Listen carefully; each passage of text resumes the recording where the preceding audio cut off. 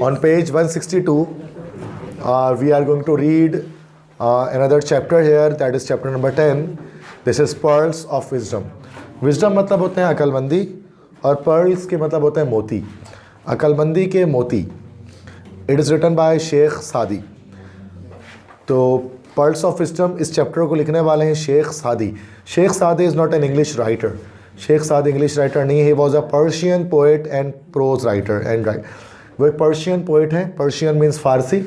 फारसी Iran में पैदा हुए थे. He was born in Iran और फ़ारसी में शायरी किया करते थे और फ़ारसी में ही नसर लिखा करते थे, चैप्टर्स लिखा करते थे. और काफ़ी पुरानी बात है. 1210 में इनकी पैदाइश हुई, 1292 में, 1210 में इनकी पैदाइश हुई, 1292 में इनकी डेथ हुई. आज से लगभग 800 साल पहले ये पैदा हुए थे. ठीक है, तो काफ़ी पुरानी एक शख्सियत है. मुस्लिम थे. शेख सादी नाम से लग रहा होगा. तो बहुत मशहूर किताब है इन्होंने लिखी. एक का नाम था that is called Gulistan, Gulistan सादी जिसको हम कहते हैं, और दूसरी किताब थी बोस्तान, बोस्तान सादी जिसको कहा जाता है. तो गुलिस्तान और बोस्तान ये दोनों बहुत मशहूर किताबें थी जो उन्होंने लिखी. और उसमें से जो बोस्तान जो उनकी किताब है, इस किताब को एक अमेरिकन एक मैगज़ीन है द गार्जियन के नाम से, तो गार्जियन मैगज़ीन ने इसको टॉप 100 ग्रेटेस्ट बुक्स या द वर्ल्ड्स 100 ग्रेटेस्ट बुक्स के अंदर इसको रखा कि दुनिया के 100 अजीम तरीन किताबें, उन किताबों में से एक किताब जो है वो उसमें बोस्तान को रखा गया था. दुनिया में 100 जो अजीम तरीन किताबें कभी लिखी गई. तो जो चैप्टर है the pearls of wisdom, Sheikh Saadi को अक्सर आपने इनका नाम सुना होगा. कभी कोई मोटिवेशनल, कोई इंस्पिरेशनल, कोई पॉजिटिविटी स्प्रेड करने के लिए वो कुछ कोटेशंस वगैरह उनके शेयर किए जाते हैं शेख ज़ादी के. इस तरह कोटेशंस आपने अक्सर पढ़े होंगे. ऊपर यहाँ पर आप देख सकते हैं ना, ऊपर डिफरेंट कलर्स में कुछ कोटेशंस लिखे हुए उन्होंने. ये डिफरेंट कुछ सादी के 2 कोटेशंस हैं, 2 रूमी के हैं, एक गज़ाली के हैं कोटेशंस. जैसे सादी का एक कोटेशन फर्स्ट लिखा हुआ है, patience accomplishes its object while hurry speeds to its train, के सब्र से इंसान को उसका मकसद हासिल होता है जबकि जल्दबाजी इंसान को तबाही की तरफ ले आती है. तो इंसान इसमें सब्र करने की एक जो है वो आपको मोटिवेशन दी जा रही है. सेकंड सादी का कोटेशन क्या है, independence is of more value than any gifts and to receive gifts is to lose it, कि आज़ादी की कदर किसी भी तोहफे से ज़्यादा होती है और तोहफे को अगर हम सिर्फ तोहफे वसूल करेंगे तो हम आज़ादी को खो देंगे. ये एक कोटेशन है. इसके अलावा रूमी की कोटेशंस लिखी हुई हैं. Yesterday I was clever so I wanted to change the world, today I am wise so I am changing myself. ये लिखा होता है फेसबुक में कोटेशंस वगैरह. रूमी लिखा होता है RUMI. पूरा नाम इनका मौलाना जलालुद्दीन रूमी. अब ये तुर्की में पैदा हुए थे, टर्किश एक स्कॉलर थे. वो कहते थे कल मैं चालाक था, यस्टरडे मैं चालाक था तो मैं दुनिया को तब्दील करना चाहता था, आज मैं अक्लमंद हूँ तो मैं ख़ुद को तब्दील कर रहा हूँ. बेटा जो चालाक लोग होते हैं ना वो दुनिया तब्दील करना चाहते हैं और जो अक्लमंद शख्स होता है वो ख़ुद को तब्दील करता है. चालाक इंसान अपनी चालाकी से समझता है वो दुनिया तब्दील कर देगा, लेकिन ऐसा करना मुश्किल है, नामुमकिन है. बेहतर यह है कि इंसान ख़ुद को तब्दील कर ले. तो ये लिखा हुआ है कि today I am wise so I am changing my self. तो अक्लमंद और चालाक में ये फ़र्क है, क्लेवर और वाइस में ये फ़र्क है. ये बड़ी गहरी बातें हैं अगर इसको सोचा जाए तो, इन बातों को. रूमी का एक और कोटेशन है, raise your words not your voice, it is rain that grows flowers not thunder. अपने अल्फाज को बढ़ाएं, अपनी आवाज़ को ना बढ़ाएं. अपने अल्फाज को बढ़ाएं, आवाज़ को ना बढ़ाएं. ये बारिश है जिससे फूल उगते हैं, ना कि बिजली की कड़क, है ना भाई. कहते ना कि जो फूल हैं वो बारिश के बरसने से खिलते हैं, है ना, बादल के गरजने से नहीं. बादल जितना गरजता रहे फूल नहीं खिलते जब तक बारिश बरसे नहीं. तो इंसान को गरजदार आवाज़ होने से कुछ भी नहीं होता है ना. उसके अल्फाज में दम होना चाहिए इंसान के, भले वो थोड़ा हल्का बोले लेकिन दम हो आवाज़ के अंदर, उसके अल्फाज में, ना कि आवाज़ में. कोई लोग चिल्ला कर बात करते हैं लेकिन उनके अल्फाज में कोई दम नहीं होता, तो उससे लोगों के अंदर तब्दीली भी नहीं आती उन आवाज़ों से. और कोई इंसान नरम आवाज़ में बात करता है और तब्दीली कर जाता है, ठीक है, आवाज़ में दम, उसके अल्फाज में दम होता है. अल-गज़ाली की कोटेशन यहाँ पर लिखी हुई है ऊपर, इमाम गज़ाली की, ब्लू वाले में. इमाम गज़ाली सुना होगा आपने, ये भी बहुत मशहूर इस्लामिक अल्लाह के वली हैं. अल-गज़ाली बहुत मशहूर सूफी सेंट है, इमाम गज़ाली कहते हैं उसको. उलमा कराम अक्सर इनकी किताबें पढ़ते हैं, कोटेशंस इनकी हिकायतें लिखी होती हैं, शेयर करते हैं हम लोग अक्सर. इमाम गज़ाली की कहते हैं, desires make slave out of Kings, ख्वाहिशात इंसान को बादशाह से ग़ुलाम बना देते हैं. And patience makes king out of slaves, और सब्र जो है वो एक ग़ुलाम को भी बादशाह बना देता है. ठीक है, मतलब ख्वाहिशात और पेशेंस में एक फ़र्क है ना. तो बहुत सारी डिफरेंसेस हैं इस तरह के कोटेशंस इस चैप्टर के अंदर है। ये प्री रीडिंग थी कि रीडिंग स्टार्ट जिससे हो रही है। अब आते हैं रीडिंग टेक्स्ट की तरफ, जो चैप्टर लिखा है शेख सादी की। अब तमाम इसमें पता है शुरू में हमारे पास देयर आर 5 स्टोरीज, 5 स्टोरीज हमारे पास है, text 1, text 2, text 3, text 4, text 5 करके। उसके बाद कुछ मैक्सिम्स है, कुछ कहावतें हैं, कहावत जिसको कहा जाता है 1 2 3 4 5 6 कहावत है। तो 5 कहानियाँ पढ़ना है और 6 कहावतें पढ़नी है, ये आज की क्लास का मकसद है। यस, मैक्सिमम 6 है, सो हर एक बॉक्स में एक दिख रहा है आपको। तो अलग तरह से इसको डिज़ाइन किया गया इस चैप्टर को, और अक्सर हम इस तरह से नहीं पढ़ते चैप्टर्स को। तो टेक्स्ट 1 सबसे पहले एक story. There were 2 brothers, one of them in the service of the Sultan and the other gaining his livelihood by the effort of his arm। 2 भाई थे कहीं पर, उनमें से एक भाई सुल्तान का नौकर था, सुल्तान का खातिम था, बादशाह का खादिम था, और दूसरा भाई वो अपनी ज़िंदगी गुजारता था by the effort of his arm, अपने बाजू अपने हाथ से काम करके। ठीक है, मतलब वो मेहनत करके मुशक्क़त करके ज़िंदगी गुजारता था, मतलब वो अपना उसका कोई काम था। The wealthy man once asked his destitute brother. एक जो वेल्दी मैन है, जो दौलतमंद इंसान है, उसने पूछा एक बार अपने डेस्टिट्यूट मतलब बदहाल, अपने बदहाल भाई से पूछा, why he did not serve the sultan in order to be delivered from the hardship of labouring, कि क्यों तुम सुल्तान को सर्व नहीं करते, क्यों तुम उसकी नौकरी नहीं करते।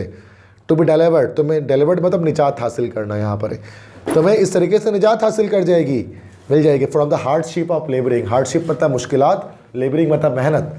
जो तुम इतने मेहनत करने की मुश्किलात झेलते हो, इससे तुम्हें आज़ादी मिल जाएगी अगर तुम नौकरी में आ जाओ, किसकी, गुलामी में आ जाओ, किसकी भाई, बादशाह की, सुल्तान की। ही रिप्लाइड, उसने जवाब दिया, why labourest thou not to be delivered from the baseness of service. What, why labourest thou not be delivered, thou मतलब तेरी, तू क्यों निजात हासिल नहीं कर सकता उस मेहनत से, from the baseness of service, जो तुझे नौकरी से हासिल होती है, तू अपनी नौकरी से क्यों निजात हासिल नहीं कर सकता। Because wise man have said, चूँकि अक्लमंद इंसान ने कहा है, it is better to eat barley bread, बेहतर है कि इंसान जौ की रोटी खाए, एंड टू सिट और बैठा रहे, then to gird oneself with a golden belt. बजाय इस गर्ड मतलब बांधना, गोल्डन बेल्ट मतलब बजाय इसके कोई इंसान सोने के बेल्ट बांधे, and to stand in service, और नौकरी में खड़ा रहे किसी की, कि बेहतर है कि इंसान एक रोटी खाए और बैठा रहे, इससे बहुत बेहतर है कि इंसान सोने की बेल्ट लगाकर किसी के आगे सर झुकाकर उसकी नौकरी में, उसकी गुलामी में खड़ा रहे। मतलब यहाँ पर यही चीज़ है ना, कि जैसे कोटेशन कहते हैं ना कि अपनी झोपड़ी पे हुक्मरानी करना बहुत बेहतर है दूसरे के महल में गुलामी करने से, है ना। दूसरों के महल में गुलामी करने से बेहतर है कि बंदा अपने झोपड़ी पे हुक्मरानी करे, ये ज़्यादा बेहतर है, मतलब है ना। तो यहाँ पर ये कहा जा रहा है कि तुम तो नौकर हो, तुम तो नौकरी कर रहे हो बादशाह की, सुल्तान की, लेकिन मैं यहाँ पर अपने हाथ से कमा रहा हूँ, मैं खुद मुख्तार हूँ, मैं कोई नौकरी नहीं कर रहा। तो मतलब तुम क्यों निजात हासिल नहीं करो, मुझे क्यों कह रहे हो। मतलब इसमें कुछ सीख दी जा रही है। आगे जाकर एक नज़म की सूरत में इसको बताया गया, पोम की सूरत में। To leave an mortar of quicklime with the hand is better than to hold them on the breast before the amir. Leave an गूंदना, मोटार गोला, क्विक लाइन मतलब चूना, चूने के गोले को जो है वो गूंदना अपने हाथ से, ये बहुत बेहतर है कि हम उनको उठाकर अमीर के सामने अपने सीने पर उठाकर उनको खड़े रहें। मतलब कि चूने से बना हुआ गोला अपने हाथों से गूंदना, भले हाथ से कट जाएगा आपका, लेकिन वह बहुत बेहतर है उसके बजाय कि वो गोला आप एक अमीर के सामने उठाकर, मतलब बादशाह वगैरह के आगे उठाकर आप उसके सर्वेंट में, उसकी गुलामी में आप खड़े रहें। My precious life was spent in considering what I am to eat in summer and wear in winter. मेरी कीमती ज़िंदगी इस चीज़ को सोचने में गुजर गई कि मुझे गर्मियों में क्या खाना है और सर्दियों में क्या पहनना है। ओ इग्नोबल बैली, इग्नोबल नागवार, ए मेरे नागवार पेट, बैली मतलब पेट को कहते हैं, ए मेरे नागवार पेट, be satisfied with one bread, तू राज़ी हो जा एक ब्रेड खाने में, rather than to bend the back in service, बजाय इसके कि तू अपने कमर को झुकाए इन सर्विस, गुलामी में या नौकरी में। मतलब इंसान एक रोटी खाए लेकिन आज़ाद रहे, बजाय इसके कि वो जो है वो गुलामी में उसका सर झुका रहे। सिंपल बात समझ आ रही है। तो यहाँ पर बताया जा रहा है कि जिस तरह से कहते हैं इंसान का अपना काम वो एक ज़्यादा बेहतर होता है, भले थोड़ा सा कमाएगा उस काम में लेकिन वो खुश रहेगा। और इंसान की नौकरी में भले वो लाख रुपए भी कमा रहा है तो उसमें वो बात नहीं है, चूँकि वो नौकरी है। नौकरी में तो आप नौकर ही हैं, सिंपल सी बात है, आपको अपना सर झुका कर रहना पड़ता है, 10 बातें भी सुननी पड़ती हैं। अब यहाँ पर मैं सेंटर में हूँ तो मुझे कोई 10 बात नहीं सुना सकता, सिंपल सी बात है। मैं 10 को सुना सकता हूँ, लेकिन मुझे तो कोई नहीं सुना सकता, सिंपल सी बात है। नहीं कमाऊंगा, बहुत अच्छा नहीं पढ़ाऊंगा, घर बैठूंगा, लेकिन कोई सुनाएगा नहीं आकर मुझे, है ना। जॉब में तो क्या है, भले आप लाख रुपए भी कमा रहे हो, आपको सुननी पड़ेगी दूसरे की। आपके 5 लाख भी सैलरी होगी ना, आपको अपने से ऊपर वाले की सुननी पड़ेगी, है ना भाई। उसकी हर बात, कड़वी बातें भी सुननी पड़ेंगी। और होता है अक्सर कंपनीज के अंदर, जहाँ प्रॉफिट डाउन हुआ तो मैनेजर हो कोई भी, उसको साथ में सबको लताड़ा जाता है भाई, सबको नरगे में लिया जाता है। तो सिंपल सी बात है ना, वो नौकर ही हैं, उनको पैसा ऊपर से बंदा एक दे रहा है। जॉब है ना भाई, वो तो सिंपल सी बात है। और एक अपना काम जो इंसान का होता है, उसके अंदर को सुनने वाला ही नहीं है भाई। इंसान की मर्जी है, काम करे ना करे, बस एक रोटी का कम खाए। भले मान सकते चले भाई कि सर वो इंजीनियर फला ज़्यादा कमा रहे हैं, आप कम कमा रहे हैं। हो सकता है कि फला कोई इंजीनियर मुझसे ज़्यादा कमा रहा हो और मैं टीचिंग करके मैं कम कमा पा रहा हूँ, लेकिन मैं उससे ज़्यादा खुशहाल रहूँगा क्योंकि मैं सुकून में हूँ, मुझे ऊपर को बोलने वाला मुझे नहीं है। सही बात है ना भैया। तो ये चीज़ इसमें बताया जा रहा है फर्स्ट चीज़ के अंदर कि बेहतर है कि इंसान अपना काम करे, बेहतर ये कि किसी की गुलामी में ना आए, किसी की नौकरी में ना आए, अपना कोई काम करने की कोशिश करे। और हर जॉब वाला बंदा भी काम ही करने का सोचता है। जॉब वाला बंदा भी आप पूछेंगे ना, वो ये बोलेगा यार बस कोचिंग से थोड़ा पैसा जमा करके अपना एक सेटअप डालने को। हर बंदा यही सोचता है, कोई ज़िंदगी भर जॉब नहीं करना चाहता। Nobody wants to do the job. क्योंकि जॉब उस वक्त तक आप कर सकते हैं जब तक आप सेहतमंद हैं। सेहत गिर गई, जॉब छूट गई। कारोबार में क्या है, अगर आपकी सेहत गिर भी जाएगी ना, अगर आपने कारोबार एक इस्टेब्लिश कर लिया होगा तो वो चलता चला जाएगा। सिंपल सी पता ना, कोई और चलाएगा फिर, और आपको बस उसकी पेमेंट मिलती रहेगी। बहुत से लोगों का ऐसा कारोबार होता है वो जाते ही नहीं और काम चलता रहता है। सिंपल सी चीज़ है, ऐसा हो सकता है। लेकिन जॉब में ऐसा नहीं है, जाना ज़रूरी है। समझ में की बात। सेकंड, उसके बाद टेक्स्ट 2 में आते हैं। A king was in the same boat with a slave who had never before been at sea and experience the inconvenience of a vessel. एक बादशाह उसी बोट में था, उसी कश्ती में था जिस कश्ती में एक ग़ुलाम था, और जो कभी किसी जो है वो समंदर में नहीं गया था, और कभी उसने वैसल मतलब जहाज़, कल भी वैसल का एक वर्ड पढ़ा था, उसने जहाज़ की इनकन्वीनियंस जो बेसकूनी है ना, उसको कभी तजुर्बा नहीं किया था, उसने उसको एक्सपीरियंस नहीं किया था, पहली बार शिप में गया था। देखो एक अलग स्टोरी है, अभी स्टोरी चेंज हो रही है हर एक टेक्स्ट के बाद ना। अब वो कहानी ख़त्म हो गई, नई कहानी शुरू हो गई, उसमें एक नई बात सीखने को मिलेगी आपको इसके अंदर, हर बच्चे को। जैसे आपने अक़वाले ज़री वगैरह पढ़ा होगा, कभी कोटेशंस वगैरह पढ़े होंगे, उस तरह की चीज़ें हैं। बिखरे मोती, अगर आपने कोई किताब होती है बड़ी मशहूर बिखरे मोती, उसके अंदर कभी आपने पढ़ा है ना, तो वो उसमें कोटेशंस होते हैं उस किताब के अंदर। बहुत मशहूर किताब है, तबलीगी जमात वाले अक्सर अपने साथ रखते हैं। तो उसके अंदर भी अच्छे खासे उसके अंदर कोटेशंस वगैरह लिखे होते हैं, मतलब अलग अलग हिकायतें होती हैं उसके अंदर, सिंपल अच्छी अच्छी बातें होती हैं। ठीक है। अब कह रहे हैं कि एक शख्स था, एक ग़ुलाम था, एक कश्ती में सवार होता है, उस कश्ती में एक बादशाह भी सवार होता है, और वो पहली बार कश्ती में गया होता है और उसको पता नहीं होता है, उसको कश्ती की एक्सपीरियंस नहीं आती है। कच्ची तक इंसान जब शिप में जाता है ना, तो शिप में इतना आराम से रह नहीं सकता है। तो पहली बार शिप जाएगा ना, तो उसको बड़ा मसला आएगा, क्योंकि शिप ना कॉन्स्टेंट आपको पता है मूव करते रहता है, हिलते रहता है, और जब सब हिलते रहता है ना, तो इंसान को चक्कर आता है, इंसान स्लीपिंग, उसको सी सिकनेस हो जाती है उसको, और फिर उसको उल्टियाँ भी लग जाती है, वोमिटिंग हो जाती है, पेट ख़राब हो जाता है। चूँकि आप जाहिर से पता है एक चीज़ यूँ करिए, कंटिन्यूसली हिल रही है, मूव कर रही है, 1 घंटा 2 घंटा 6 घंटा 8 घंटा आप नहीं सह पाएंगे। तो हम लोग तो जिस तरह स्टिल रहता है ना भाई, मतलब स्टेबल रहता है, वहाँ अनस्टेबल बहुत ज़्यादा इंसान रहता है। अब वो पहली बार स्लेव किया था, तो वो पहली बार एक्सपीरियंस करा, इससे पहले वो कभी किया नहीं था। He began to cry and to tremble to such a degree that he could not be pacified by kindness. वो उसने रोना शुरू कर दिया, चिल्लाना शुरू कर दिया उसने, एंड टू ट्रेम्बल, काँपना शुरू कर दिया वो इतना ज़्यादा। ही कुड नॉट बी पैसिफाइड, उसको कोई चुप नहीं करा पा रहा था बाय काइंडनेस, रहमदिली से। प्यार से लोग उसको बोले तो चुप हो जाओ भाई, चुप हो जाओ, क्यों इतना रोज चिल्ला रहे हो, लेकिन वो चिल्लाए जा रहा था। वो गुलाम जो था, पहली बार किया था ना, वो गुलाम जो था वो चिल्लाए जा रहा था। गुलाम बादशाह ने गुलाम, slave. So that at last the king became displeased as the matter could not be remedied. इस तरह के आखिरकार बादशाह भी नाराज़ हो गया, क्योंकि वो मामला कुड नॉट बी रेमेडिड। रेमेडी मतलब होता है इलाज, मतलब इसका कोई हल, कोई इलाज निकल ही नहीं रहा था उस आदमी का। मतलब वो चिल्लाए जा रहा है, सबको परेशान किए जा रहे हैं। In the boat there happened to be a wise man. उस कश्ती में एक अक्लमंद इंसान मौजूद था। हु सेड, जिसने कहा बादशाह से, with thy permission I shall quiet him. अगर आपकी परमिशन हो, अगर आपकी इजाज़त हो, तो मैं उसको चुप करा सकता हूँ। द किंग रिप्लाइड, बादशाह ने कहा, it would be a great favour, ये तो बड़ी एहसान करोगे भाई तुम, ऐसा करके कर दो भाई, चुप करा दो उसको। तो wise man ordered the slave to be thrown into the water so that he swallowed some of it. अक्लमंद इंसान ने हुक्म दिया कि जो स्लेव है गुलाम को उठा के फेंक दो पानी में, ताकि वो पानी थोड़ा सा उसके मुंह में चला जाए। Whereon he was caught and pulled by his hair to the boat, to the stern of which he clung with both his hands. और बाद में उसको समंदर में फेंक दिया गया। बाद में उसको बालों से पकड़ लिया गया और बालों से पकड़ उसको खींच कर उसको जो है बोट में वापस लाया गया, उसमें बोट में वापस लाया गया। ठीक है, पहले उसको बालों से पकड़ा गया, उसको खींचा गया, फिर उसने कश्ती को पकड़ लिया, क्लंच कर लिया, उसको जकड़ लिया अपने हाथों से, और फिर सख्ती से स्टर्न मतलब सख्ती से उसने पकड़ लिया कश्ती को। उसके बाद फिर वो ऊपर आ गया। Then sat down in a corner and became quiet. फिर चुप से जाके वो कोने में बैठ गया, खामोशी होकर एकदम। अब देखो, चुप से खामोश जाके बैठ गया, चिल्लाना खत्म हो गया उसका। This appeared strange to the king who knew nothing what wisdom there was in the proceeding and asked for it. ये बड़ा अजीब लगा ना बादशाह को, तो जानता ही नहीं था कि क्या अकलमंदी थी इस चीज़ में, इस प्रोसीडिंग में। ये जो अमल किया इसने, इसमें क्या अकलमंदी थी। और पूछा कि भाई इस बात में क्या अकलमंदी थी कि आपने बोला कि इसको डाल दो उसको पानी में, और उसके बाद चुप भी हो गया ये।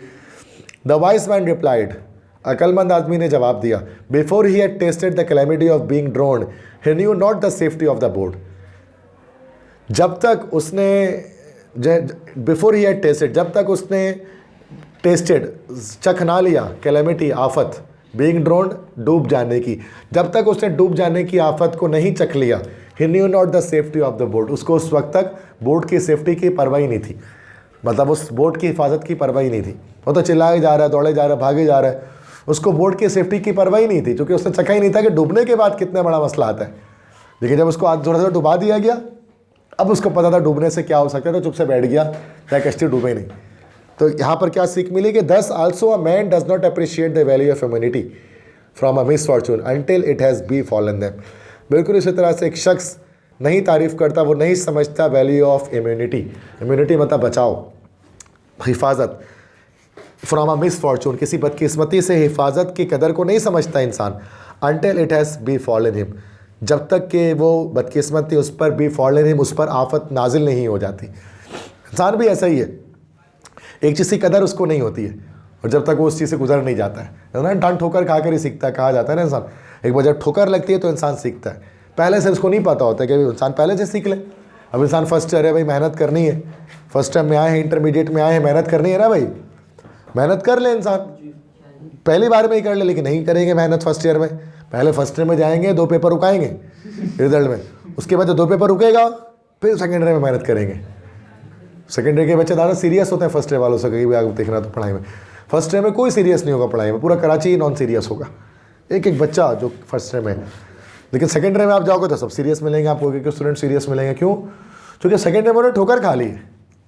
अब जो ठोकर खा लिया है तो उनको पता लग गया है कि भाई अब जो है वो सही से पढ़ लें। लेकिन इससे फ़ायदा कुछ नहीं होता, बेहतर है इंसान पहले से इस चीज़ को समझ ले कि भाई इंसान के लिए कौन सी चीज़ बेहतर है। तो यही चीज़ इसमें मैसेज मिल रहा है हमें, आप सबको मिल रहा है मैसेज कि इससे पहले कि आप ठोकर खाओ, पहले से आप समझ लो कि चीज़ें क्यों आपके लिए जो है वो बेहतर है, कि आप अच्छी तरह से पढ़ लें फर्स्ट ईयर को, ताकि आपकी अच्छी परसेंटेज आ जाए। टेक्स्ट 2 हो गया ये, उसके बाद अब उसके बाद आते हैं हमारे पास टेक्स्ट 3। टेक्स्ट 3 में एक अलग कहानी है। I notice an Arab of desert sitting in a company of jewellers at Basra and narrating stories to them. मैंने देखा एक अरब को, शेख सादी कहते हैं कि मैंने देखा एक अरब को देखा, अरबी शख्स को देखा जो डेजर्ट का अरबी था, मतलब बद्दू जिसको हम लोग कहते हैं, बद्दू अरबी बद्दू जो होता है ना, जो डेजर्ट में रहते हैं। रेगिस्तान में अहादीस मुबारका में बद्दुओं का तस्करा आता है, बेडुइन जिसको इंग्लिश में लगते हैं। तो एक अरब बद्दू मतलब डेजर्ट में रहने वाला एक अरबी, वो बैठा हुआ था in the company of jewellers. Company मतलब महफिल, ज्वेलर्स जो सुनारों की महफिल में बैठा हुआ था बसरा में। बसरा एक शहर है, इराक का शहर है बसरा। तो बसरा में बैठा हुआ था, नरेटिंग स्टोरीज टू देम, और उनको कहानियाँ सुना रहा था अपने सफ़र की। क्योंकि जो बद्दू होते हैं ना वो बहुत सफ़र करते हैं, वो खाना बदोश होते हैं, नोमैड्स होते हैं, वो इधर उधर मूव करते रहते हैं। कैमल उनके पास होता है, एक उनके पास कैमल ऊँट होता है और ऊँट में इधर उधर घूमते रहते हैं। हट लगा देते, कहीं पे भी जाके हट लगा के वहाँ पर भी गुजारते हैं रात, फिर अगले दिन दोबारा हट लेकर निकल लेते हैं आगे। उनको खाना बदोश होते हैं वो सारे, सुना होगा आपने उनके बारे में। तो वो कहानियाँ उनके पास बहुत होती है सुनाने के लिए ना, अलग अलग अरब बद्दुओं की। तो वो कहानी सुना रहे थे कुछ लोगों को। ही सेड, उसने कहा, I had once lost my road in the desert and consumed all my provisions. कहता है कि एक दफ़ा मैंने डेजर्ट में अपना रास्ता खो दिया and consumed all my provisions. Consume मतलब खर्च कर दिया अपने तमाम खुराक, फिर तमाम खुराक खर्च हो गई रेगिस्तान में। अरब में आपको पता है बड़े बड़े रेगिस्तान हैं, ठीक है, अरेबियन डेजर्ट जिसको कहते हैं हम लोग हैं। I consider that I must perish when I suddenly caught sight of a bag. मैंने कंसिडर किया, मुझे लगा, मैंने सोचा कि शायद मैं मर जाऊंगा। आई मस्ट पेरिश मैंने सोचा कि शायद मुझे मौत आ जाएगी, मैं मर जाऊंगा। When I suddenly caught sight of a bag, मुझे अचानक से वहाँ पर साइट ऑफ अ बैग, एक बस्ते का नज़ारा मुझे दिखा, एक बस्ता मुझे दिखाई दिया। I shall never forget the joy and ecstasy I felt on thinking they might be parched grain and food. मैं वो खुशी और एस्टसी, देखो जॉय और एस्टसी एक ही चीज़ होती है असल में।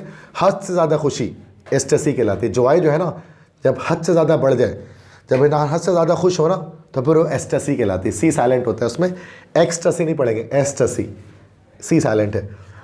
मैं कभी नहीं भूल सकता वो खुशी और वो बेहद खुशी जो जब मैंने महसूस किया था कि मैंने सोचा शायद वो पार्ट्स मतलब सूखे, वो सूखे अनाज हैं एंड फूड, फॉइड लिखा हुआ होगा आपके बुक में, ये फूड है असल में, गलत लिखा हुआ बुक में कि वो सूखे अनाज और ग़िज़ा हैं, खुराक है शायद कुछ, वो फूड है।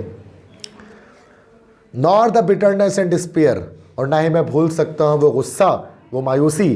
मैंने discovered them to be pearls, जब मैंने खोला उस बैग को और मैंने पाया उसके अंदर कीमती मोती मौजूद थे। पर्ल कहते हैं मोती को। मतलब कह रहे हैं मुझे खुशी मिली पहले तो कि यार ये तो बस्ता होगा जिसमें सूखे अनाज होंगे, खुराक होगा, खाना होगा, और मैं वो गुस्सा भी कभी नहीं भूल सकता, वो मायूसी मैं ज़िंदगी में कभी नहीं भूल सकता। वो अरब कहता है कि जब मैंने उसको खोला उसके अंदर से कीमती मोती निकले। मायूसी वाली बात है ना, इंसान जब उसको पता है कि खाना नहीं है, पीने के लिए पानी नहीं है, तो उसके लिए सबसे कीमती चीज़ क्या है? खाने पीने की थी। उसके लिए वो कीमती हीरे जवाहरात उसके किसी काम नहीं आएंगे इंसान के। ऐसी बात है ना भाई, सिंपल। वो कह रहा है कि मुझे मतलब मैं मायूस हो गया देखकर। एक वाक़या मेरे जहन में आता है कि एक बादशाह गया था किसी जंगल में, और वो जंगल में गया और वो खो गया था। ऐसी ही तरह की कहानी थी। उसको प्यास लगी बहुत ना सख्त, ऐसा कि प्यास से मर जाए। एक बंदा उसको मिला बादशाह को, उसके पास जो है वो पानी था, एक गिलास पानी था। वो बादशाह से बोलता है कि भाई ये एक गिलास पानी मेरे पास है, अगर चाहें तो आप मुझे दे दो, लेकिन इसके बदले में आप मुझे क्या देंगे, आप मुझे बताइए इस एक गिलास पानी के। वो बोलेगा मेरी आधी सल्तनत ले लो तुम, मैं तुम्हें आधी सल्तनत दे दूँगा, ये पानी मुझे तुम एक गिलास दे दो। तो वो एक गिलास पानी उसने पी लिया, ठीक है।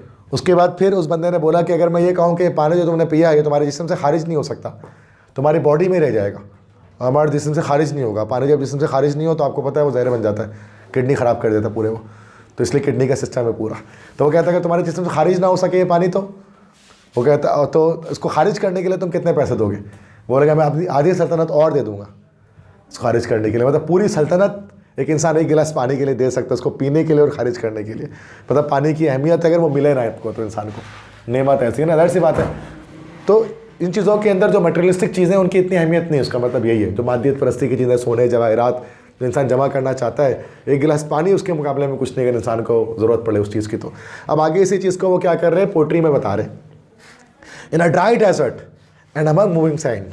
ठीक है, वो क्या करते थे, शेख सादी का एक ट्रेंड था ना कि वो लिखते थे पहले एक वाक़या, फिर उसके नीचे एक नज़म लिखते थे उसके बारे में। तो ये उसका अच्छा, उन्होंने फ़ारसी में लिखा होगा, हम इंग्लिश ट्रांसलेशन पढ़ रहे हैं।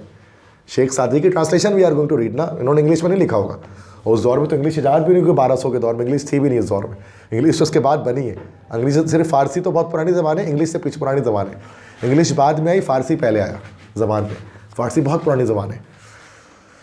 तो in a dry desert and among moving sand, एक सूखे रेगिस्तान में और among moving sand, moving sand से मुराद के जो मूव करते हुए, हरकत करती हुई जो मिट्टी है, रेत है, उनके बीच में।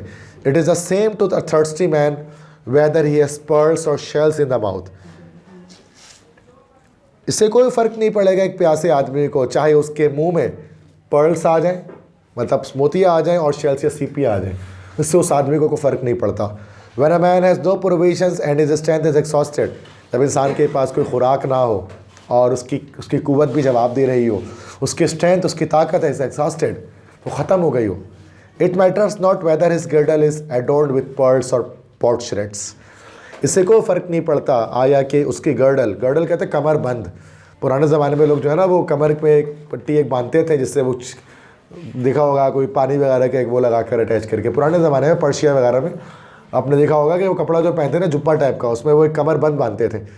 उसके साथ फिर कभी कभार को खाने पीने की चीज़ उसमें अटैच कर देते थे। बोतल वगैरह अक्सर अटैच होता था उसके साथ, शराब वगैरह की बोतल अक्सर अटैच किया हुआ उसमें दिखता था, बांधा हुआ एक बेल्ट के साथ होता था उसको। तो गर्डल उसको क्या आया था, गर्डल मतलब कमर बंद। इससे कोई फ़र्क नहीं पड़ता कि उसकी जो कमर बंद है एडॉर्न, उसमें जुड़े हुए हों, एडॉर्न जुड़ा हुआ होना, उसमें जुड़े हुए हों विथ पर्ल्स और पॉट्स, मोतियाँ। पॉट्स मतलब नवादिरात, नवादिरात मतलब कीमती चीज़ें। इससे कोई फ़र्क नहीं पड़ता कि उसके कमर में क्या जुड़े हुए हैं। उसके पानी की ज़रूरत है ना कि इंसान, अगर जाहिर सी बात है कि उसको अगर खुराक ना मिले तो। आगे टेक्स्ट 3 क्या स्टोरी इसमें बताई गई है। टेक्स्ट 4 पे आते हैं। असेज, एक बाबा, सेज मतलब होता है बाबा, दरवेश, एक बाबा इंस्ट्रक्टिंग स्टूडेंट्स, जो अपने तालिब इल्मों को सिखा रहे थे, सेड टू देम, उनसे कहा, learn a skill because property and riches of the world are not be relied upon. कोई हुनर सीखो, लर्न अ स्किल, कोई हुनर सीखो, चूँकि दुनिया की जायदाद और दुनिया की दौलत are not to be relied upon, उन पर भरोसा नहीं किया जा सकता। हुनर सीखो। Also silver and gold are on an occasion of danger, और चांदी और सोना भी on an occasion of danger, वो हमेशा ख़तरे की हालत में होते हैं, हमेशा उनको ख़तरा होता है। बिकॉज आइदर अ थीफ में स्टील देम एट वंस, ऐसा हो सकता है कि चोर आपके सारे चांदी सोने चुरा ले एक साथ, और the owner spend them gradually, ये ऐसा हो सकता है कि जो ओनर है, जो मालिक है सोने चांदी का, उनको थोड़ा थोड़ा करके खर्च कर दे। But a profession is a living fountain and permanent wealth.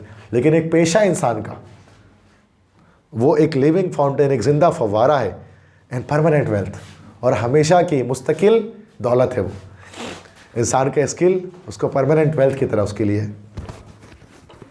And although a professional man may lose riches, ऐसा भी हो सकता है कि एक पेशावर इंसान पैसे खो दे, अपने पैसे ज़ाया हो जाए उसके। It does not matter because a profession is it self wealth. इसे को फ़र्क नहीं पड़ता, चूँकि जो प्रोफेशन इंसान का पेशा है वो खुद एक दौलत है। And wherever he goes he will enjoy respect and sit in high places, और जहाँ भी वो शख्स जाएगा उसको इज़्ज़त मिलेगी और वो ऊँचे मकाम पर बैठेगा, जिसके पास हुनर होगी, जिसके पास स्किल होगा। Whereas he whose has no skill, जबकि वो इंसान जिसके पास कोई हुनर नहीं होगा, विल ग्लीन क्रम्स, ग्लीन मतलब जमा करना, ग्लीन जमा करेगा, क्रम्स रोटी के टुकड़े, वो रोटी के टुकड़े जमा करेगा, एंड सी हार्डशिप्स, और वो मुश्किलात देखेगा अपनी ज़िंदगी में। मतलब जो जिसके पास बाप दादा की जमा किए हुए पैसे होंगे, एक वक्त आएगा वो सारा खर्च करने के बाद मुश्किलात में ज़िंदगी उसकी आ जाएगी, और वो रोटी के टुकड़े जमा करेगा खाने के लिए। मतलब एक वक्त आता है कि हुनर जिसके पास होगी वो बार बार उतने पैसे दोबारा बना लेगा। अगर एक बार उसके पैसे खो भी जाते हैं तो दोबारा से बना लेगा। हुनर में ये चीज़ है, इसलिए इंसान को स्किल्स सीखने चाहिए उसके अंदर। इसके मतलब ये है कि हुनर इंसान के पास कोई ना कोई जिससे वो पैसा बना सके। सही है भाई? कोई मसला टेक्स्ट 4 में? यूज़ है ना भाई। टेक्स्ट 5 पे आते हैं।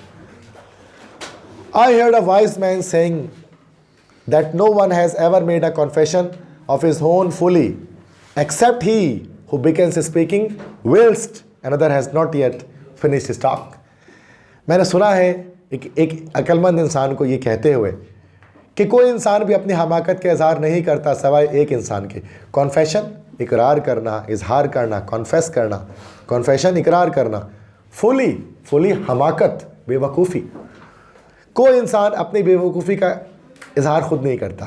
कोई इंसान नहीं कहता मैं बेवकूफ़ हूँ, मैं अहमक हूँ। कोई इंसान नहीं है सिवाय एक इंसान के।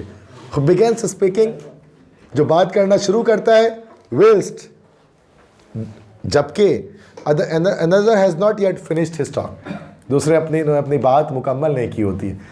मतलब एक इंसान अगर बात कर रहा है और उसकी बात को काट के अगर कोई दूसरा बंदा बात कराना शुरू कर दे तो वो इंसान अपनी हमाकत का इजहार कर रहा है कि मैं बेवकूफ़ हूँ। मतलब इंसान मुँह से अपनी बेवकूफ़ी कब बताता है? जब वो दूसरों की बात काटता है। कहने का मकसद ये है। तो कभी भी दूसरों की बात कट नहीं करनी चाहिए। अगर कोई इंसान बोल रहा है तो पहले उसको बोलने देना चाहिए, और इखलाक का तकाजा भी यही है कि इंसान को, सामने वाले को पहले पूरा बोलने दो, फिर उसके बाद आप बोलो। बीच में काटना बद इखलाकी में आता है, बात काटना, ऐसा नहीं होना चाहिए। अक्सर लोग बात करते हुए माजरत करते हैं कि माफ़ कीजिएगा मैं आपकी बात काट रहा हूँ, फिर आप बात कट कर सकते हैं। ये नहीं कि डायरेक्ट ही बात काट के बोल दें, ये बहुत बद इखलाकी वाली बात है। हाँ, ये भी ऐसे एक तरह से नहीं कि बीच में बात काट रहा हूँ, लेकिन कुछ लोग ऐसा करते हैं। Head of shrewd man and a tale. अब कहते हैं कि ए होशियार आदमी, श्रीउड होशियार, ए होशियार आदमी, ए होशियार इंसान। अल्फाज के सर होते हैं, एंड अ टेल, उनके दुम भी होते हैं। अल्फाज के सर भी होते हैं, दुम भी होते हैं, मतलब अल्फाज भी जीते जागते इंसान जैसे होते हैं। Do not insert diverse between words of other. अपने अल्फाज को शामिल मत करो। डाइवर्स मतलब अपने अल्फाज, तेरे अल्फाज, अपने अल्फाज को शामिल मत करो, इंसर्ट मत करो बिटवीन वर्ड्स ऑफ अदर, दूसरों लोगों के अल्फाजों में। मतलब एक अपने अल्फाज को दूसरे लोगों के अल्फाज में दाखिल मत करो। The possessor of deliberation, intelligence and shrewdness does not say a word till he sees silence. possessor रखने वाला, रखने वाला। deliberation फिकर, फिकर। intelligence अकल, ओ सॉरी जहानत। shrewdness होशियारी, shrewdness होशियारी। तो हर वो शख्स जो होशियारी रखता है, जो जहानत रखता है, जिसके पास एक फ़िक्र है, सोच है, ऐसा हर होशियार इंसान कभी भी कोई लफ्ज़ नहीं करेगा, कहेगा टिल ही सीज साइलेंस, जब तक कि वो खामोशी ना देख ले। होशियारी की, अक्लमंदी की, जहानत की सबसे बड़ी मिसाल यही है कि एक इंसान, एक अक्लमंद इंसान हमेशा तब बोलता है जब वो देखता है खामोशी। मतलब खामोशी जब हो जाएगी ना तो वो बात करेगा, बीच में मतलब नहीं काटेगा। सामने वाला बोल के जब चुप हो जाएगा, साइलेंस हो जाएगा, फिर बात बोलेगा। तो ये भी अक्लमंदी की निशानी है एक इंसान की। और बेवकूफ़ इंसान वो जो दूसरों के बात को बीच में काटता है, वही सबसे बड़ा बेवकूफ़ है। ऐसे अक्सर लोग होते हैं पाकिस्तान में, आपको बहुत मिलेंगे ऐसे लोग। चूँकि हम तो अक्लमंदी तो हमें इतनी नहीं है ना, हमारे अंदर बहुत कम लोग अक्लमंद वाक़ हैं, वरना सब बेवकूफ़ी हैं। मतलब उनको पता नहीं इखलाक का, पता ही नहीं इखलाक क्या चीज़ है, क्या इसमें सिखाया जा रहा है आपको चीज़ें, क्या चीज़ें हैं जो असल में इखलाक के बुलंद दर्जे में आपको फाइज करती हैं। लेकिन अक्सर लोगों में हमारे यहाँ ये चीज़ नहीं देखने में आती है। लोग बोलते हैं बस पैसा ही इखलाक है, पैसा है, रुपया है, नोट है, इखलाक है। इसमें बताया जा रहा है ऐसी चीज़ें कुछ नहीं, पैसा कुछ नहीं है। कभी कभार वो पैसा एक गिलास पानी के बराबर हो जाता है सारा। मतलब पैसा कुछ भी नहीं है, वो देखने की चीज़ें हैं, लेकिन मेन चीज़ें इंसान के इखलाक हैं जिसको बुलंद करते दूसरों से। इसके बाद क्या है, टेक्स्ट 5 के बाद है मैक्सिम्स। हेडिंग लगी हुई है मैक्सिम। मैक्सिम कहते हैं कहावत। कहावत मतलब आप इसमें क्या होते हैं, शॉर्ट शॉर्ट कोटेशंस होती हैं। तो वो 6 कोटेशंस इसके अंदर आ रही हैं जिसको हम एक एक करके पढ़ेंगे। तो ये अलग से एक चैप्टर है जिसको हमने इस तरह के चैप्टर्स नहीं पढ़े कभी। हम नॉर्मली पूरी एक स्टोरी पढ़ते हैं ना एक साथ। अब ये अलग अलग छोटे छोटे मैक्सिम्स आ रहे हैं। अब ये इसमें भी अक्लमंदी की, दानाई की बातें हैं जो इंसान को समझनी होंगी, जो ज़िंदगी में काम आएंगी। और जो इंसान मैच्योर इंसान होगा वो इनको समझेगा, मैच्योरिटी लेवल जिसका ऊपर होगा। और जो मतलब जाहिर सी बात है, ज़रूरी है हर किसी को उसको समझना। Property is for the comfort of life, not for the accumulation of wealth. पहली मैक्सिम क्या है कि जायदाद है इंसान के सुकून के लिए, पैसों को जमा करने के लिए नहीं है। एक्यूमुलेशन जमा करना, जायदाद इसलिए होते हैं कि आपकी ज़िंदगी में सुकून लाएं, इसलिए नहीं होते कि दौलत बना के उनको जमा करके कब्र में ले जाएं, इसलिए जायदाद नहीं है। A sage having been asked, एक बाबा से पूछा गया, who is lucky and who is not, कौन खुशकिस्मत है और कौन बदकिस्मत है। रिप्लाइड, बाबा ने जवाब दिया, he is lucky who has eaten and sowed, वो शख्स खुशकिस्मत होता है जो खा लेता है, एंड सोड और बो देता है, मतलब बीज बो देना, खा लेता है या फिर उसको बो देता है, अच्छे काम में लगा लेता है पैसे। And he but he is unlucky, और वो बड़ा बदकिस्मत है, who has died and not enjoyed, जो मर जाता है और उसने अपने पैसे को यूज़ नहीं किया होता है। कुछ लोग होते हैं पैसे जमा करके सेंध कर रखते हैं, उसको कब्र में लेकर जाएंगे जैसे, ठीक है। तो अब क्या है कि इंसान बेहतर वो है, अब इंसान बेहतर वो है, लकी इंसान, खुशकिस्मत इंसान वो है जो खा ले या फिर उसको बो दे, बजाय उसके कि वो मर जाए और उन पैसों को वो एंजॉय ना करे, ठीक है। तो ये एक फर्स्ट मैक्सिम था हमारा। सेकंड मैक्सिम है, it is contrary to what is proper and against the opinion of to partake of medicine by guess and to go after a caravan without seeing the road. Contrary of what is proper, proper मतलब माकूल होना, contrary बरक्स, तो it is contrary to what is proper. तो जो चीज़ proper है ये उसके बरक्स है, मतलब what it is contrary to what is proper, जो चीज़ माकूल है उसके बरक्स है, and against the opinion of, और वो एक राय के खिलाफ है। To partake of medicine by guess and not to go after a caravan without seeing the road. Partake मतलब होता है हिस्सा लेना या इस्तेमाल करना, कि इंसान इस्तेमाल करे मेडिसिन को बाय गेस, तुक्के लगाकर, and to go after a caravan, या वो किसी काफिले के पीछे चलता रहे विदाउट सीइंग द रोड, बिना कोई अपने रास्ते को देखे, वो किसी काफिले के पीछे, मतलब ट्रक के बित्ती के पीछे हम बोलते हैं ना लगे हो जाना, तो उसके पीछे जाते रहे, ये सही बात नहीं है। And against the opinion of, मतलब कह रहे हैं ना कि एक चीज़ है ना कि माकूल के ख़िलाफ़ है, या फिर जो राय है कॉमन राय लोगों की होती है उसके ख़िलाफ़ है, वो ये कि इंसान अपनी बिना किसी डॉक्टर से पूछे, बिना कोई मेडिसिन खुद तुक्के में ले ले, ये चीज़ गलत है। या फिर कोई इंसान एक पीछे काफिले के चलता रहे, कैरावान के पीछे चलता रहे, उसको रोड का पता ही ना हो, वो कहते हैं ना वो जाकर फिर भेड़ चाल जिसको हम कहते हैं, भेड़ जैसे जाके आगे गिर जाती है तो नीचे इंसान भी गिर सकता है, तो ऐसे पीछे किसी के नहीं जाना चाहिए। द इमाम मोहम्मद गज़ाली, इमाम गज़ाली जो एक मुस्लिम सेंट थे, अपॉन हुम बी मर्सी ऑफ अल्लाह रहमतुल्लाह ताला अलैह, जिन पर अल्लाह ताला की रहमत नाजिल हुई, हैवन बीन आस्क्ड, उनसे पूछा गया, in what matter he had attend such a degree of knowledge, इतना इल्म उन्होंने किस तरह हासिल किया। इमाम गज़ाली को बहुत इल्म था, बहुत अच्छी बड़ी किताबें उन्होंने लिखी हैं इमाम गज़ाली ने, ठीक है। मकाशिफ़ुल क़ुलूब उनकी किताबें बड़ी मशहूर, अक्सर घरों में रखी होती है। अहया उलूमुद्दीन उनकी किताब है, बहुत मशहूर किताबें, तो बहुत अच्छी अच्छी किताबें उन्होंने जो है वो लिखी हैं इमाम गज़ाली ने। तो वो उनसे पूछा गया एक बार कि आपने किस तरह से इतनी ज़्यादा इल्म हासिल किया। रिप्लाइड, उन्होंने जवाब दिया, by not being ashamed to ask about things I did not know, मतलब मैंने जो चीज़ मैं नहीं जानता था उसको बारे में, उसको पूछने में मुझे कोई शर्मिंदगी महसूस कभी नहीं हुई। मतलब जो चीज़ मुझे नहीं पता थी, जब मुझे जानना था तो मैंने अपने उस्ताद से, जो औरों से, मैंने उसको बिना शर्मिंदगी के पूछ लिया, और इसी से इल्म हासिल होता है, इसी से इंसान इल्म हासिल करता है बिना शर्माए पूछे। जिसको नहीं पता ना, तो अल्लाह ताला भी कहता ना कि और पूछो उनसे, अहले ज़िक्र से पूछो, जिनको इल्म है उनसे पूछो, और इसमें शर्माओ नहीं इल्म पूछने से पहले। इमाम गज़ाली ने ऐसे इल्म हासिल किया। नेक्स्ट मैक्सिम है, a weak man trying to show his powers of against a strong one only aids his food to encompass his own destruction. एक कमज़ोर इंसान जो कोशिश करता है कि वो अपने पावर्स को, अपनी ताकत को शो करे। ओके, सो यहाँ पर प्रोवेस में से बहादुरी, ब्रेवरी, तो एक a weak man trying to show his prowess of against a strong one, एक कमज़ोर इंसान जो अपनी बहादुरी दिखा रहा है एक मजबूत इंसान को, ओनली एड्स हिज फू, वो क्या कर रहा है, सिर्फ अपने दुश्मन, फू मतलब दुश्मन की मदद कर रहा है, to encompass his own destruction, कि उस पर ख़ुद की तबाही आ जाए। मतलब अगर इंसान में अगर ताकत नहीं है, वो कमज़ोर है, तो वो क्या करे कि वो अपने से पावरफुल इंसान को अपनी ताकत ना दिखाए, अपनी बहादुरी ना दिखाए, क्योंकि फिर उसका क्या मतलब है, उसकी मदद करे एक तरह से उसको शिकस्त देने में। सिंपल सी बात है। जैसे कि अक्सर इसकी एक मतलब सिंपल एक एडवाइस इस तरह से, जैसे कि अभी जो है वो लाइक एनईडी यूनिवर्सिटी के अंदर जैसे कि एक वाक़या हुआ था, एक बच्चा है उसको फिर वो शहीद कर दिया गया था, गोली मार दी गई उसको, अपने बड़ा मतलब लोगों को पता था उसके बारे में। अब वो जो उसमें जो बंदा था, देखो अक्सर ऐसे ही होता है ना, उसमें क्या होता है जब स्नैचर अगर कोई स्नैच कर रहा है तो वो रेजिस्टेंस कभी कभार इंसान करता है, तो वो लड़के ने क्या किया, रेजिस्टेंस कर दिया, रेजिस्ट कर दिया ना उसने।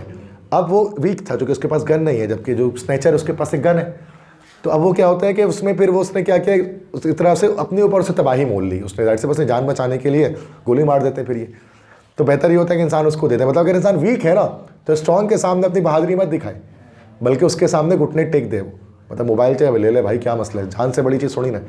बस इस वजह कि आप बोलो नहीं भाई हम तो भाई जूडो कराटे मास्टर हैं, हम ये कर देंगे, तो आपको पता है गन के आगे कोई जूडो कराटे नहीं चलता है, कुछ भी नहीं चलता बेटा, बड़े बड़े मार्शल आर्ट्स हो, एक गोली लगी बंदा ख़त्म, ऐसा ही है। तो ये एक मैसेज दिया जा रहा है आप लोगों को सबको इसके अंदर, क्या कि यह अक्लमंदी की बात नहीं है कि आपके पास ताकत नहीं है और आप लड़ने जा रहे हैं ताकतवर इंसान से, एक कमज़ोर इंसान, ठीक है। इनकम्पास का मतलब होता है घेरे में ले लेना, घेरे में ले लेना, तो उसकी खुद की तबाही उसको घेरे में ले लेती है एक को। नेक्स्ट उसके बाद मैक्सिम पे आते हैं, even after falling into mud a jewel retain its costliness, कीचड़ में गिरने के बाद भी कीचड़ में गिरने के बाद भी एक ज्यूल मतलब कोई जेवर, एक जेवर अपने कॉस्टलीनेस, उसकी कीमत वैसी ही रहती है। एक जेवर कोई चीज़ है, अगर जेवर कोई गिर गया कि उसमें भाई किसी कीचड़ में, तो उसकी कीमत में कोई वेरिएशन नहीं आती, उसकी कीमत वैसे ही रहती है। एंड डस्ट और धूल, although it may rise into the sky, अगरचे वो धूल उड़कर आसमान में भी चला जाए, इज एज कॉन्टेम्प्टेबल एज बिफोर। कॉन्टेम्प्टेबल से मुराद होता है कि बेकदर होना, जिसकी कीमत ना हो, तो वो बेकदर होता है जैसा पहले होता है। मतलब एक जो जेवर है वो कीचड़ में गिरने के बाद भी वो जेवर कीमती रहता है, और एक धूल मिट्टी वो आसमान में उड़ने, हवा में उड़ती है ना, धूल उड़ती है, वो आसमान में जाती तब भी उसकी कीमत कुछ नहीं होती। समझिए ज़रा इसके क्या मतलब, इसके मतलब क्या बताना चाह रहे हैं। बहुत गहराई है इस बात पर कि एक जेवर कीचड़ में गिरने के बाद भी वो जेवर ही है, लेकिन एक डस्ट, धूल मिट्टी हवा में आसमान में चला गया फिर भी वो डस्ट ही है। सही बात समझ रहे एक चीज़ को। कैपेसिटी अब आगे बता रहे हैं कि भाई जो मैंने आपको बताया था कि एक चीज़ है ना कि डस्ट रहेगा आसमान में जाने के बाद, जैसे कुछ लोग हैं वायरल हो जाते हैं, जैसे है ना भाई, वायरल हो जाते हैं, लेकिन उनके अंदर कोई चीज़ नहीं है, वो आसमान में उड़ गए हैं लेकिन वो डस्ट ही हैं, उनकी कीमत कुछ नहीं है, आज भी नहीं है। वो दिखा रहे थे, वो वकार जगह के शो में एक बंदा आता था, उसमें वो बोलता ना मेरा सिलेक्शन हो गया, जो बोलता था मुझे यकीन नहीं आ रहा मेरा सिलेक्शन, मीम्स के अंदर उसका दिखा रहे थे, कल मैं देख रहा था उसका इंटरव्यू के, वो बंदा क्या कर रहा है कि भाई वो पार्किंग लॉट में वो पार्किंग लगा रहा है। वो सुना होगा आपने भी उसकी स्टोरी, उर्दू पॉइंट वाले ने कवर किया था। तो वो पार्किंग लॉट में पार्किंग लगा रहा है, वो जो दोनों ही पैसा 20 रुपये लेते हैं जो पार्किंग में जाके।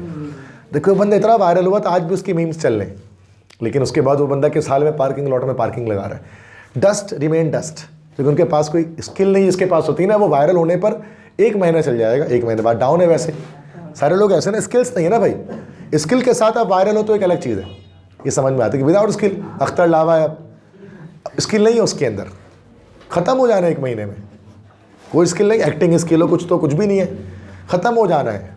वो एक लड़की जो डांसर थी, एक्टिंग स्किल नहीं है उसके अंदर, हाँ अगर वो डांसर होती, अच्छी एक्टर भी होती, वायरल हो जाते ना तो शायद बहुत कम, लेकिन उसके अंदर स्किल है ही नहीं, तो उसको आज नहीं तो कल ख़त्म हो जाना।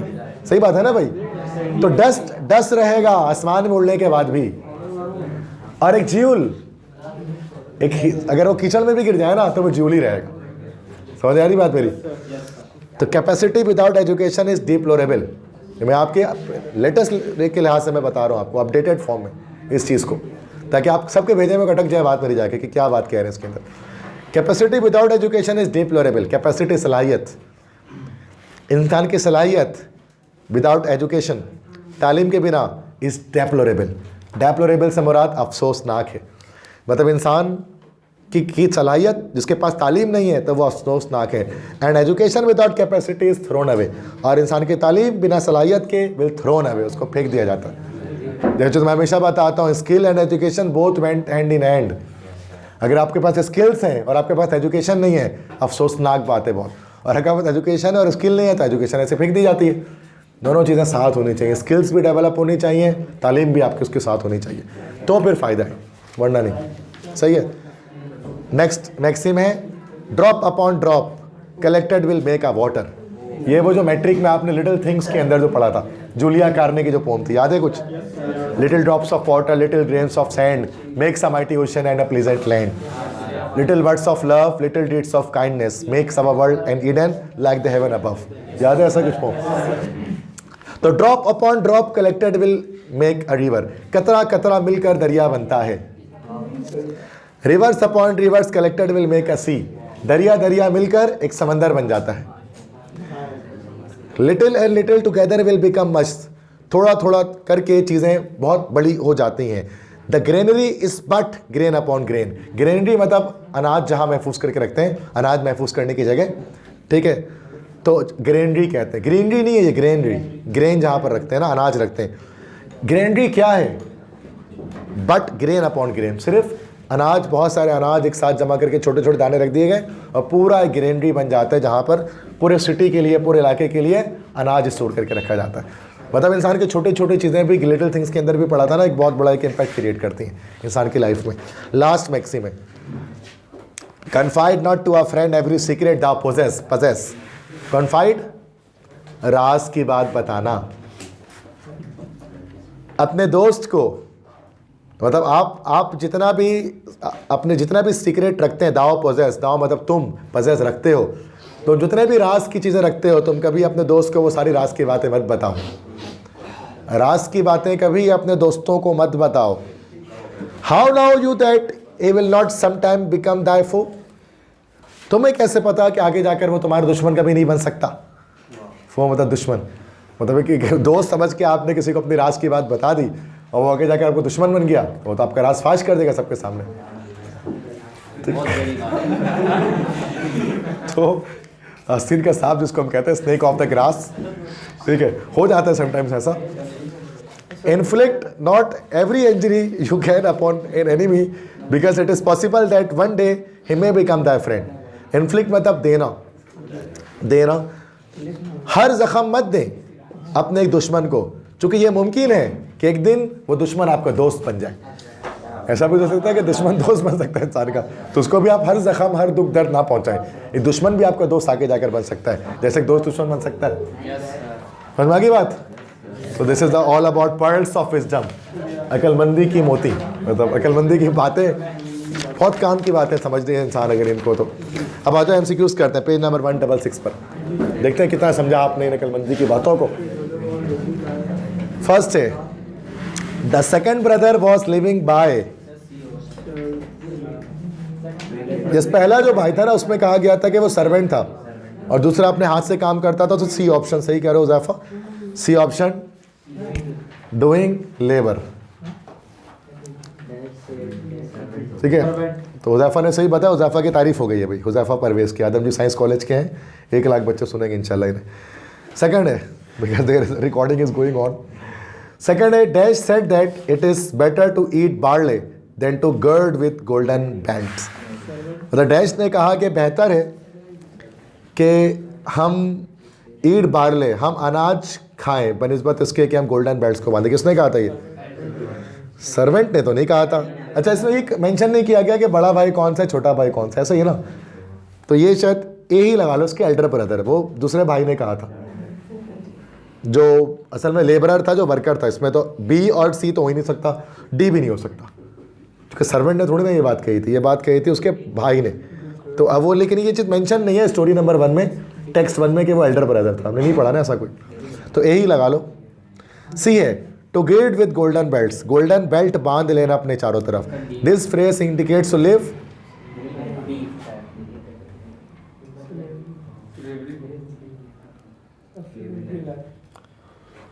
स्लेवरी लाइफ के वेल्दी लाइफ। क्या होगा?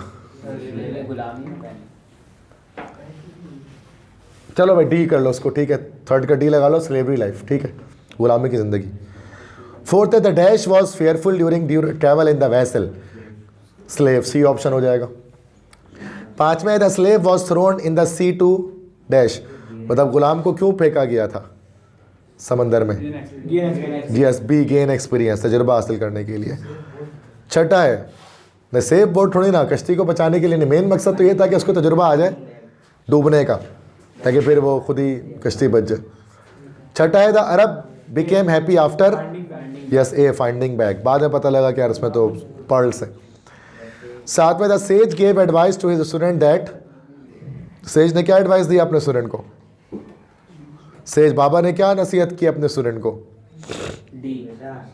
डी, प्रोफेशन इज वेल्थ, कि इंसान की जो पेशा है वही उसकी दौलत है।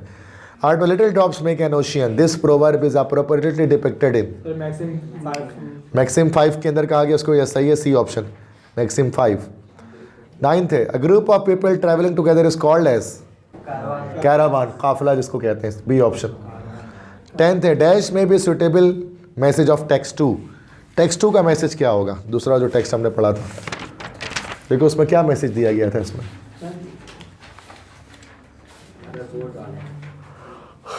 यही बोट वाले, ये जिसमें उसको फेंक दिया गया था। बी क्यों होगा? स्मॉल विद ग्रेट बोस्ट, मतलब छोटी ऊंची दुकान फीका पकवान, इसका मतलब होता है स्मॉल विद ग्रेट बोस्ट। तो सी कैसे हो सकता है? ए होगा, self done is well done, मतलब खुद से जो एक्सपीरियंस आप लेते हैं वो बेहतरीन एक्सपीरियंस होता है। जैसे उसने खुद से एक्सपीरियंस लिया तो उसको फिर पता लगा, ये ऑप्शन। ठीक है, that's all about chapter this.